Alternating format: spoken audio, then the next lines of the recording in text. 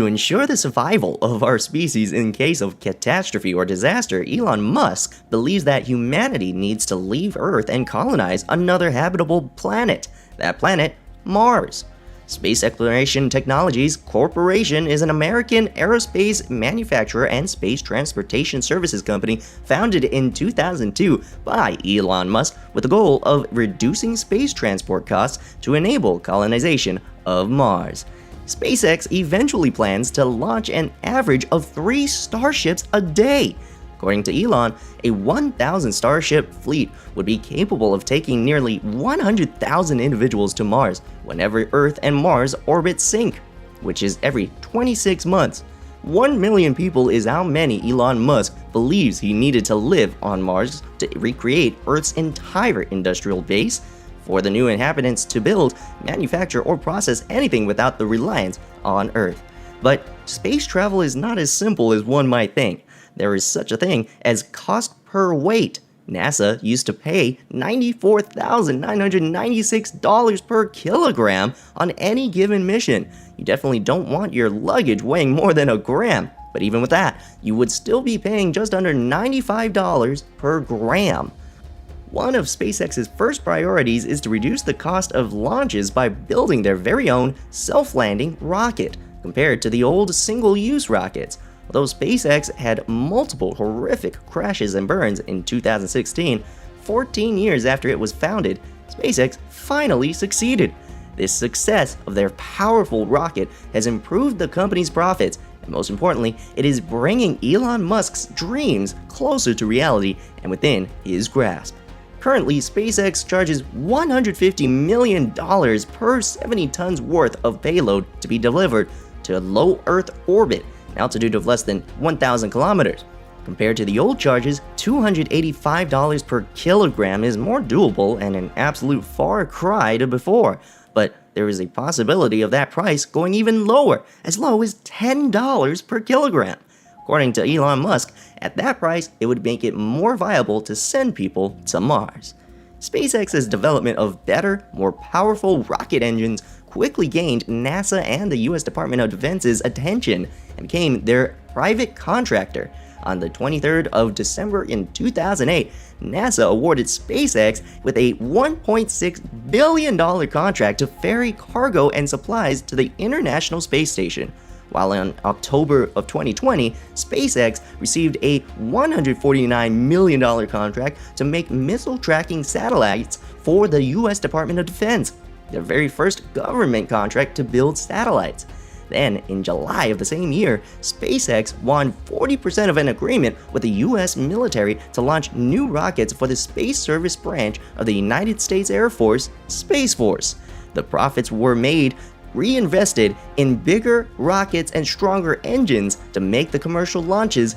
For it, NASA seemed tiny. An independent report concluded that NASA has no chance of sending humans to Mars by the planned date of 2033, with the earliest such a mission could be flown being the late 2030s.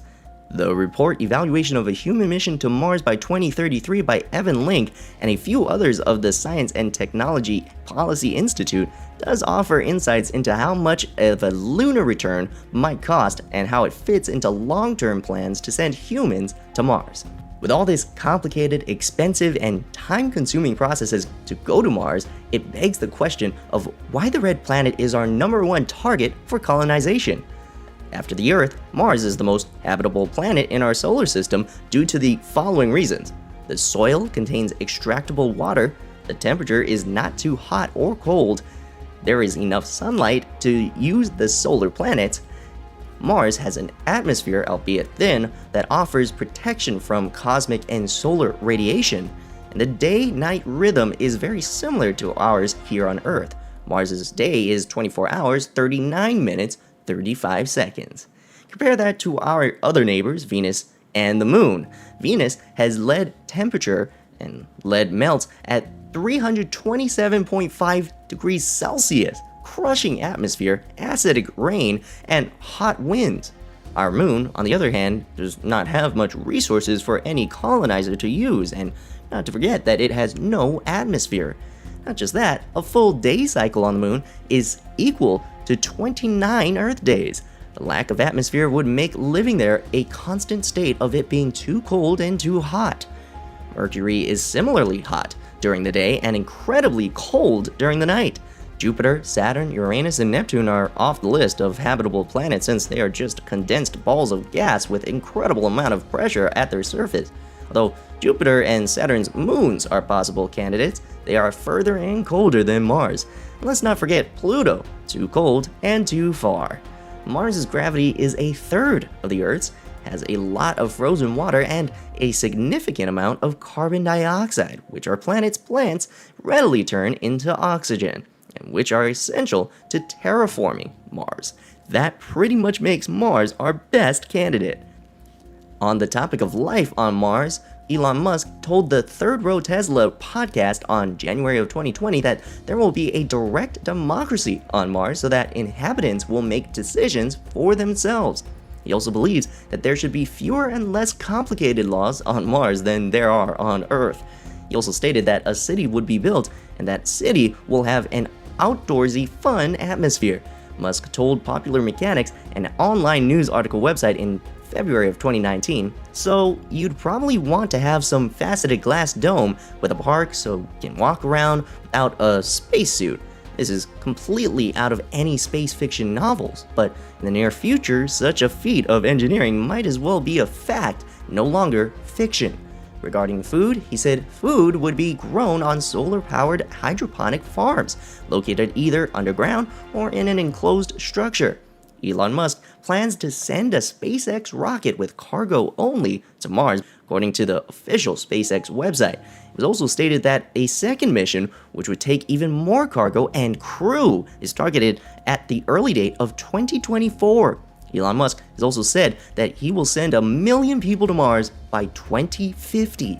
I'll probably be long dead before Mars becomes self-sustaining, Elon Musk told Ars Technica, but I would like to at least be around to see a bunch of ships on Mars. Ultimately, SpaceX hopes to send up its recently exploded Starship into orbit on the back of their Super Heavy booster, or as Elon Musk himself more commonly refers to it, BFR. The name was inspired by a weapon in the 1993 game Doom. SpaceX's largest rocket, Falcon Heavy, is already the most powerful booster rocket in human history and twice as strong as the next biggest rocket, the Space Launch System. Falcon Heavy can carry a cargo of nearly 13 tons into space. Combine that with its own weight of roughly 1,600 tons, an impressive capacity. The BFR will be able to take a few hundred tons to space initially and eventually 1,000 tons. With that much of a difference between carrying capacity, it's a no-brainer that the BFR will be the booster for Mars. SpaceX's current best rocket, Falcon Heavy, can only manage a little more than 1% of payload than the BFR is capable of carrying. With that much carrying capacity, the BFR is planned to be 25 stories high, not to mention its powerful Raptor engine capable of lifting a full stack of 172 cars. Well, actually, the BFR has 42 Raptor engines on it. The gargantuan BFR booster will send the Starship into space, where it will connect to a similar ready booster, which will push it through its journey to the red planet we all know as Mars.